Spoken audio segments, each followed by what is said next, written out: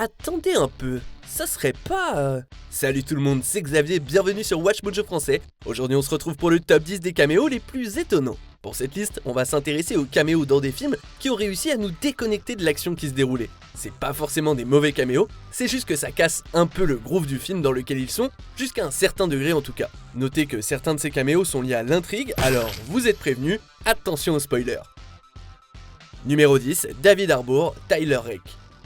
Ce thriller d'action n'a peut-être pas reçu l'accueil qu'il espérait, malgré ça il est porté par son rythme et ses scènes d'action intenses.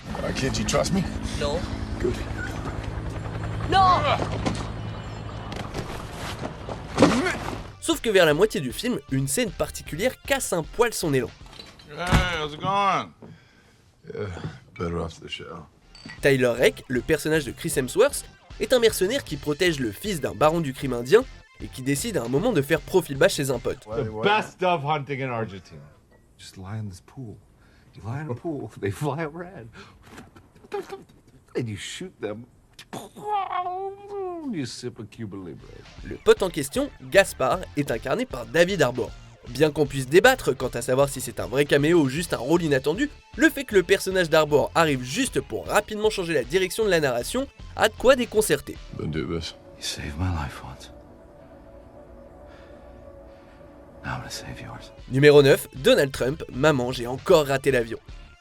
Ce qui constitue en grande partie l'action de la première suite de Maman, j'ai raté l'avion, c'est Kevin McAllister qui séjourne au célèbre hôtel Plaza de New York, encore une fois oublié par sa famille, décidément. And there's plenty more where that came from. Il se fait des amis et des ennemis parmi les employés de l'hôtel, mais c'est sa rencontre avec le propriétaire qui est la plus déroutante, Donald Trump. Excuse me, where's the lobby? Down the hall and to the left. Thanks. C'est un caméo devenu d'autant plus perturbant vers, je sais pas moi, 2016 en gros. À l'époque c'était quelque chose d'assez innocent et banal, mais de voir ce businessman devenu membre honoraire de la WWE, devenu présentateur de télé-réalité, devenu président des States, c'est tout de suite quelque chose de singulièrement plus chelou avec son statut public le plus récent. What kind of idiots do you have working here? The finest in New York. Numéro 8, Lance Armstrong, Dodgeball, même pas mal. C'est l'histoire d'une petite salle de sport en déclin qui essaye de s'en prendre à un rival bien plus imposant dans une compétition sportive pour le moins peu banale. Dodgeball, c'est absolument hilarant, mais l'une de ces scènes inspirantes est devenue amère avec le temps. Aren't you Peter LaFleur? Lance Armstrong. Yeah, that's me, but I'm a big fan of yours. Leader de Average Joe's, Peter Lafleur s'apprête à abandonner son équipe avant le gros match, mais il tombe sur le célèbre cycliste Lance Armstrong qui joue la carte de la culpabilité vis-à-vis de son cancer pour que Peter se remotive. You know, once I was thinking about quitting when I was diagnosed with brain, lung, and testicular cancer, all at the same time. But with the love and support of my friends and family, I got back on the bike and I won the Tour de France 5 times in a row. Sauf que ce message n'a plus franchement le même impact maintenant, étant donné qu'on sait que Armstrong se dopait à cette époque. J'imagine que ça a gagné un potentiel comique d'une certaine façon, puisque, au final, Peter est motivé par un sale tricheur. I sure do like pumpkins, Cotton.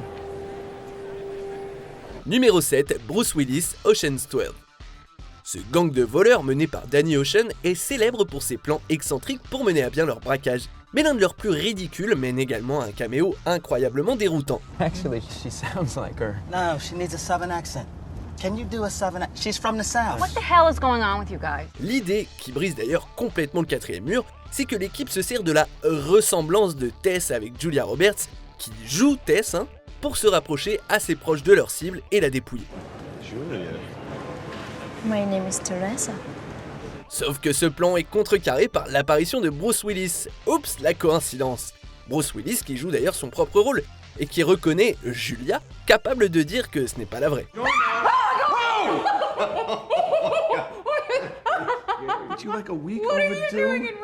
Ocean's 12 devient alors méta à pleine balle et ceux qui ne s'en rendent pas compte rapidement sont vite largués. Numéro 6, Mr. T et Richard Kiel, Inspecteur Gadget. Inspecteur Gadget, l'adaptation du dessin animé du même nom, n'est pas ce qui se fait de mieux au cinéma, on va dire.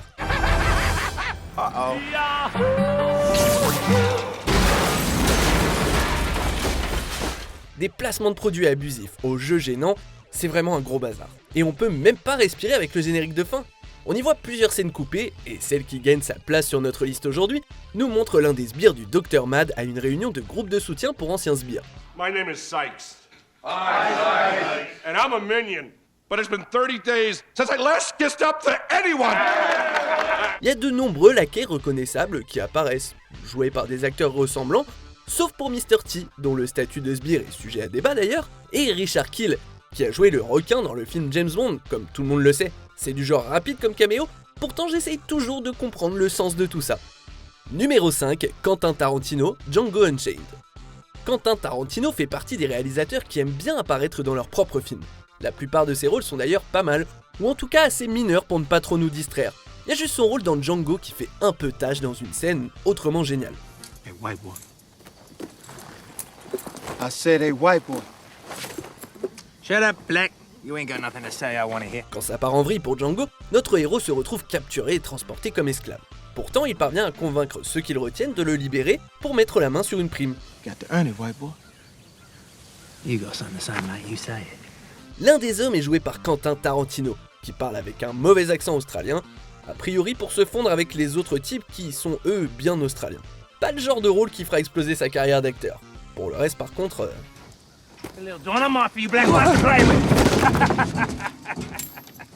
Numéro 4, Jason Statham, Collatéral.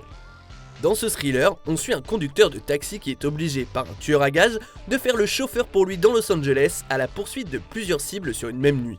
You killed him? No, I shot him. Bullets in the fall killed him.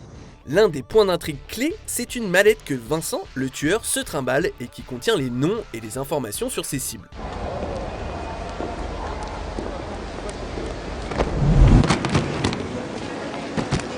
You okay? Yeah, I'm fine, mate. Don't worry about it. You alright? A la base, il se procure la mallette en arrivant à LA, après avoir bousculé le personnage joué par Jason Statham. Enjoy LA.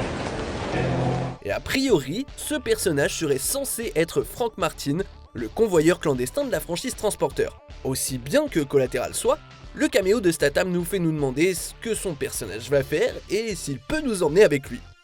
Numéro 3, M. Night Shyamalan, Divers. Voilà un autre réalisateur qui aime apparaître dans ses propres films. Sauf que M. Night Shyamalan est bien plus distrayant dans ses caméos. Can I go? Yeah. Hope you find them.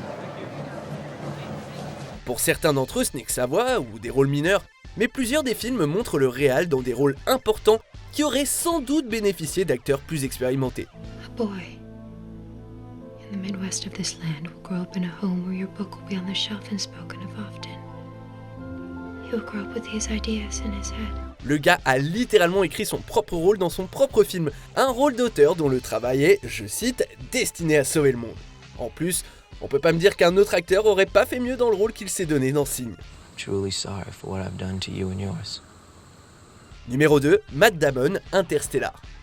Matt Damon a un nombre étonnant de caméos à son actif, dont la majorité nous éloigne totalement des films eux-mêmes. And I'll talk to you about and help you with a go bag, you know, just cash, credit cards, change of clothes, flashlight charger, that kind of thing, a firearm, if you're open to that idea. Aussi tentant que c'était de choisir son rôle dans Paranoia, finalement on se doit de donner la place à son rôle dans ce film de SF. Pray you never learn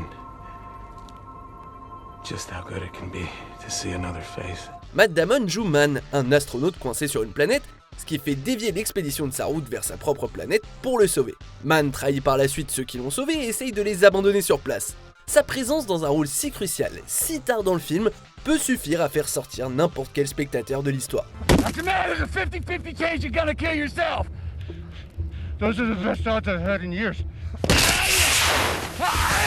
Après, c'est tellement hallucinant que ça peut avoir du bon. Pour moi, ce que la plupart, si ce n'est tous ces caméos, ont en commun, c'est qu'ils sont joués par des gens trop célèbres et ou trop reconnaissables pour faire des caméos. D'autant qu'ils font absolument rien pour se cacher, comme Tom Cruise l'a fait dans Tonnerre sous les tropiques. En tout cas, c'est peu dire que le numéro 1 est dans les deux catégories.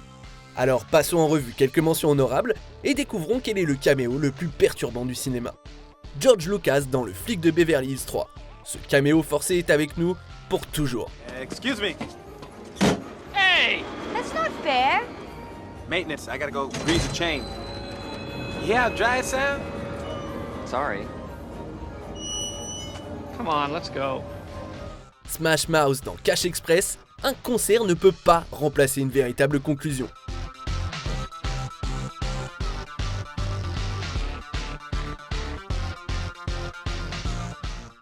Christopher Lloyd dans Albert à l'Ouest, par la culotte de Zeus, un caméo meilleur que le film. What's that? Nothing. It's a weather experiment. Oh. Judi Dench dans Pirates des Caraïbes, La Fontaine de Jouvence. C'est tout? Oui, c'est tout.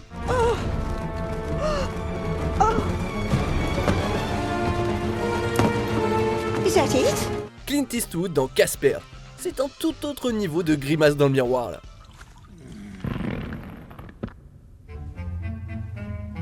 I'm gonna kill you, your mama, and all her bridge-playing friends. On arrive presque à la fin. Nous publions de nouvelles vidéos chaque jour, alors avant de continuer, n'oubliez pas de vous abonner et d'activer la petite cloche et les notifications sur téléphone pour ne rien rater. Numéro 1, Madonna meurt un autre jour. Meurt un autre jour est déjà un James Bond qui divise, étant donné qu'il se repose beaucoup sur les images de synthèse et déborde de clichés, et que de manière générale il est miteux. Mais ce caméo fait sortir les spectateurs de ce qui est honnêtement l'une des meilleures scènes du film. I see you handle your weapon well. I have been known to keep my tip up. À la poursuite de Gustav Graves, James Bond affronte le méchant dans un club d'escrime et entame un duel d'épée. Cela étant, le public aura facilement été traumatisé en voyant que l'un des instructeurs d'escrime n'est autre que Madonna, qui parle avec son meilleur accent britannique. Feast your eyes on the finest blade in the club. Gustav Graves? His publicist, Miranda Frost. Certes, sa chanson en intro du film mérite d'être appréciée, mais c'est quand même ahurissant de voir la reine de la pop donner des conseils d'escrime à 007. Vous êtes d'accord avec notre sélection? Dites-le moi en commentaire et checkez cette autre super vidéo de Watch Mojo français.